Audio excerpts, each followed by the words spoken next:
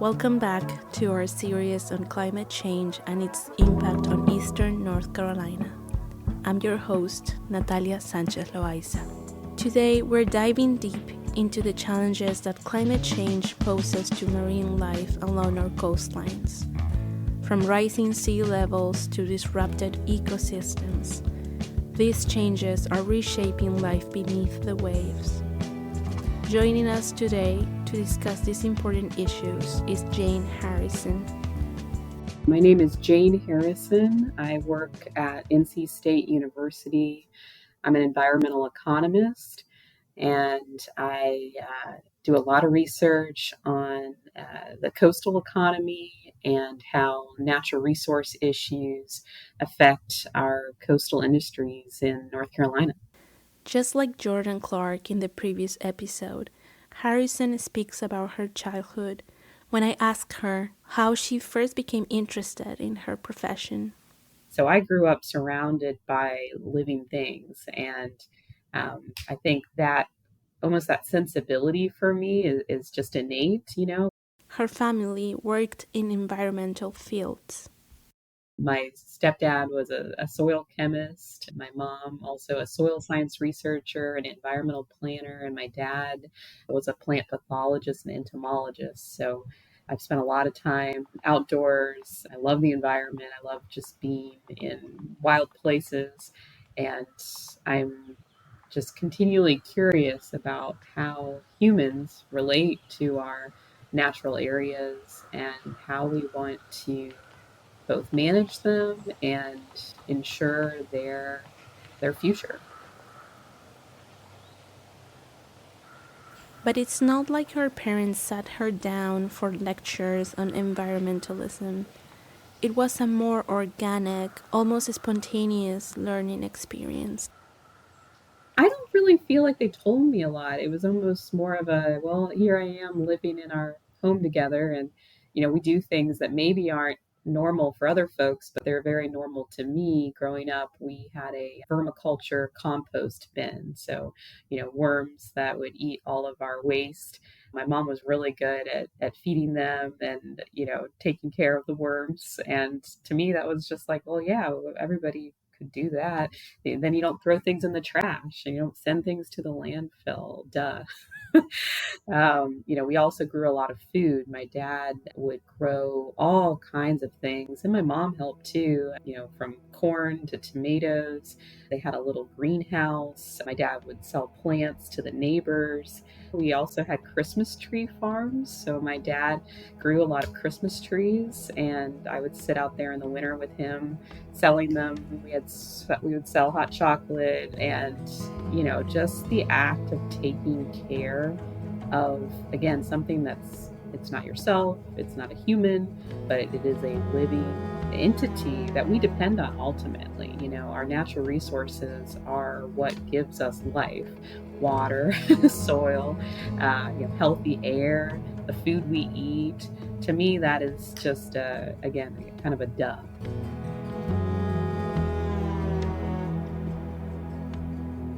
Kind of logical, obvious, evident. And in some ways, Harrison's work develops solutions or approaches that are also logical and practical, addressing problems that, as we've heard before, can have disastrous effects. And as we talked, I also realized that Harrison's projects are interconnected in an organic way.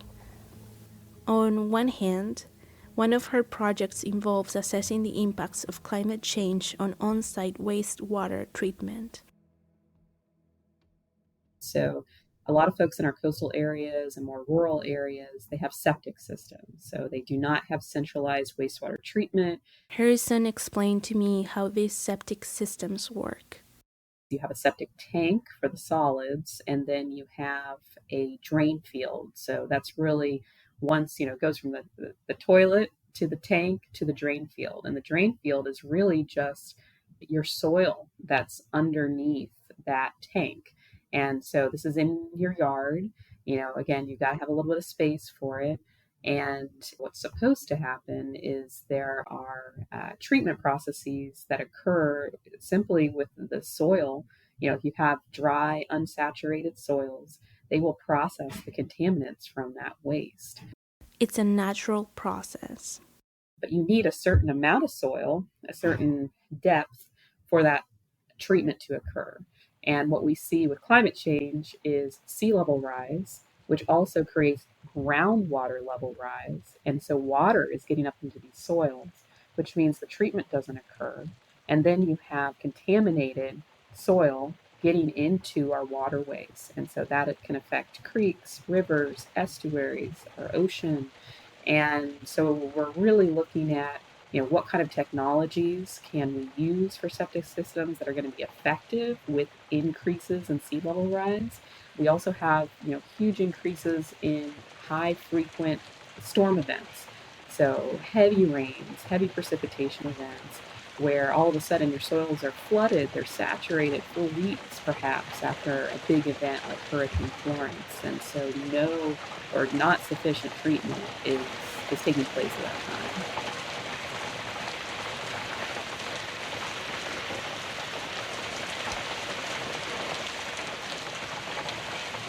These septic systems are common in coastal North Carolina and don't necessarily need to be right next to the ocean. They are often found in rural areas. And they're, can be found in 40% of households across North Carolina. The systems are, their lifespan is maybe 30 years. Yeah, so it's something that, once it's in the ground, you don't see it. It's underneath the ground.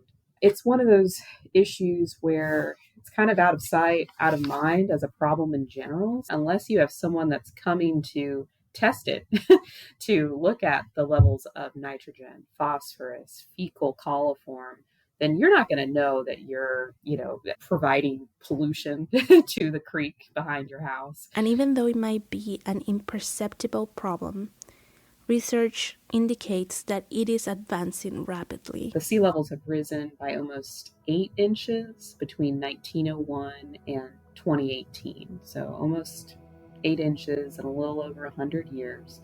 And then we're seeing the rate of change accelerate. And we're also seeing some areas, particularly in northeastern North Carolina, have an even higher rate of change. And already those areas, especially on the coast, they don't have much area above sea level as it is. So you can find areas that are only 1 foot above sea level, maybe 2, maybe 3 feet. And that's where we're building homes. That's where we're putting development. And when you think about, well, why does it matter so much if we can't treat our waste? Let's say you don't even care about water quality. Let's just take that out. Well, there are, again, rules about whether you can put a home in a place where you don't have adequate wastewater treatment. So that's going to preclude development. That's going to keep businesses from opening. That's going to prevent people from having a place to live. Affordability is a huge problem in our coastal communities in North Carolina because we cannot build enough homes for the people that want to live and work there.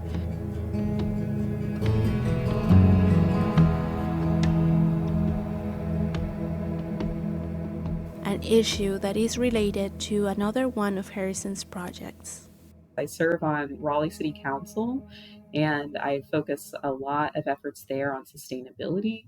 And affordable housing is part of sustainability. It's about where can people be, where can they be housed that is both affordable and, meets environmental, requirements, regulations. And in the coastal area, we don't have enough places for people that want to be there. So we see workers, we see folks that are, in the service industry. They have to drive an hour sometimes to get to their jobs and back, to clean the sheets or, work in the restaurant. And so there is a point where if we can't build housing in these areas, they become quite difficult to maintain. And it's these types of issues that we can already observe, which we may not directly link with climate change, but they are indeed related and affect a larger group of citizens than we might think. We're also seeing lower levels of access to homeowners insurance. So as these insurance companies are realizing, they're losing money insuring homes in Eastern North Carolina. And so a lot of folks we've seen leaving, high levels of outmigration in the coastal plain of North Carolina. And I think one of the reasons is, they're not getting as much support after these storm events from FEMA to rebuild. Their insurance rates are through the roof if they can even get insurance. And they already don't have a lot of economic opportunities there. So they're moving to our cities.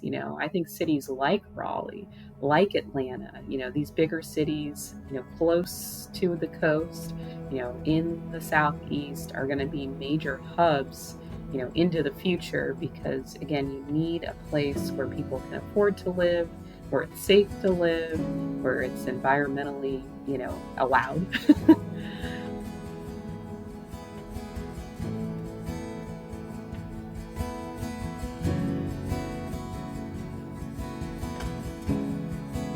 And if they had to relocate, for many, it wouldn't just mean leaving their homes, but also changing their way of life. Yes, a lot of folks will have to revisit their skills, get new training, look at industries that are going to be, in demand wherever they go. And, migration, moving from one place to the next, it's not easy. You're losing or leaving a social network, your connection to a place where you grow up. Making such a significant change is a difficult and complex decision. Naturally, some choose to remain where they were born, where their families may have lived for decades, where their culture resides, where they started their own family or business. Harrison's work is also connected to those who decide to stay on the coast and make a living from it. I work closely with shellfish growers, with seafood restaurants and markets, as well as the folks that are preserving and restoring the habitat that oysters depend on. I coordinate the North Carolina Oyster Trail, which is a tourism product that it basically links folks to, oh, where could I get North Carolina oysters if I want to, go out to eat? Or if you want to volunteer and give back, create a living shoreline, you can find out about special events. Standing on the corner in the morning and at noon, a shouting oysters and a shouting clam. In his hands he has two pans wherever he is found. In one there's oysters, in the other there's clam. Makes no difference where you go, this coon's always around, a shouting oysters and a shouting clam. According to North Carolina Sea Grant, an organization we've previously collaborated with at Shortsides, people have harvested wild oysters from the coasts of North America for over 3,000 years. These small, unassuming creatures, which resemble little rocks in the sea, are an intrinsic part of the culture and economy of eastern North Carolina, as well as its ecosystems. They're just a really fabulous marine organism. I think of them as the canary in the coal mine. If they're doing well, then a lot of our other marine species and coastal environment is doing well. They are, filter feeders, so they actually improve water quality.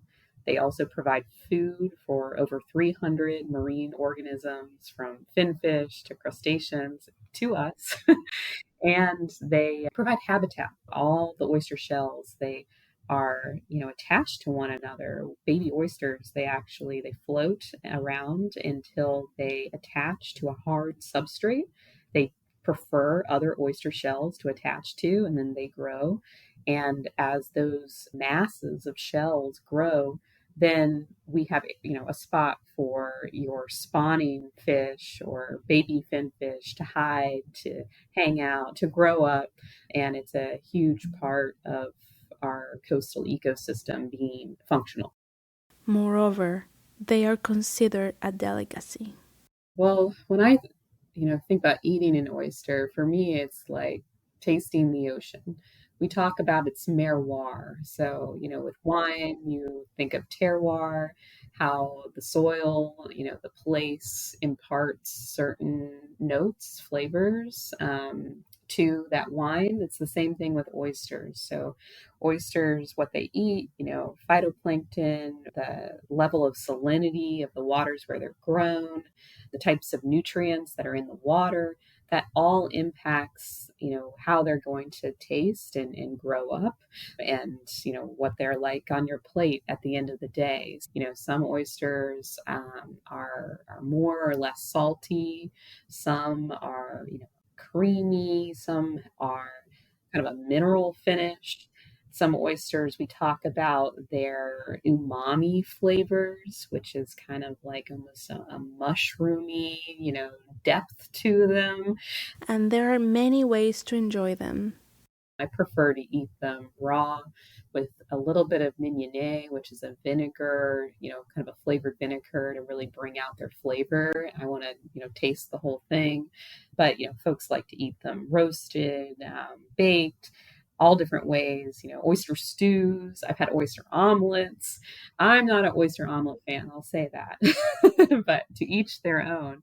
One of the traditions, in our coastal areas is certainly all about seafood, and the oyster roast is a huge tradition for coastal North Carolina. And we see folks, having these big parties in the winter when wild oyster season is going on. There are both wild and farm oysters. Wild oysters are harvested from October 15th until March or April. We call those the R months, but then we farm oysters and harvest those year round. So now you can actually eat oysters every day of the week. I say every day with a Y is a good day to eat an oyster. And folks, though, still have a little bit of this old notion that you can only eat them in the R months because of that's the wild oyster season. Harrison acknowledges that some people have concerns about farm fish and aquaculture in general. But I have to say, after studying, all different forms of aquaculture and how we both harvest, wild species and cultivate farmed shellfish aquaculture, growing and farming oysters and clams and other shellfish, I have to say is one of the most sustainable processes that we have to produce protein on this planet. And I mean that because we don't have to feed them. They're in the water. So basically they're in these floating cages, farmed oysters are. So they're just taking in still the ocean water. They're taking in the nutrients that's in that water. They're also filter feeding, so they're improving the water quality while they're being farmed. And it takes pressure off of our wild stocks.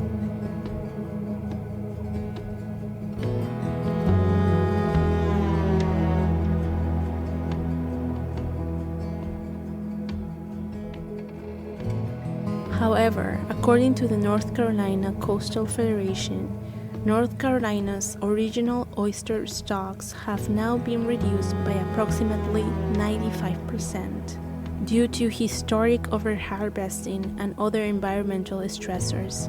The North Carolina Division of Marine Fisheries classifies the eastern oyster as a species of concern. As the climate warms, we see sea levels rise, heavier precipitation events, more storms, as well as groundwater levels rising. So the environmental baseline is shifting, and that affects a lot of different activities, including industries. When there's a major storm, oyster farmers, folks who grow oysters, they can't go out and harvest. They actually have to wait sometimes weeks before they can go out and harvest because there are water quality impairments that occur after a big storm event. We see runoff from the land, which then can, affect the quality of the oysters. So we have to let that water move out to sea before we can harvest. Also, with a big storm event, there's major infrastructure damage, whether that's homes or businesses. for oyster farmers. They could see all their gear, their product, it just disappear where they can't find it. Boats broken up, destroyed, lots of debris that we have to clean up after these major hurricane events. In light of the dramatic reduction in the population of wild oysters over the past century, Jane Harrison has a clear mission. I want to ensure that we can restore those wild populations. We are working to build oyster reefs, for example. That is one of our efforts with the Oyster Trail. We partner with all kinds of groups to really just raise awareness of how important oysters are and to ensure that we're doing everything in our power to bring them back, to make sure that we have oysters to eat, but again, also oysters to serve this very critical ecological function that they have. Join us next time as we explore another industry significantly impacted by climate change. We will hear from workers on the front lines of one of the state's leading industries. Until then, enjoy an oyster, and thank you for listening.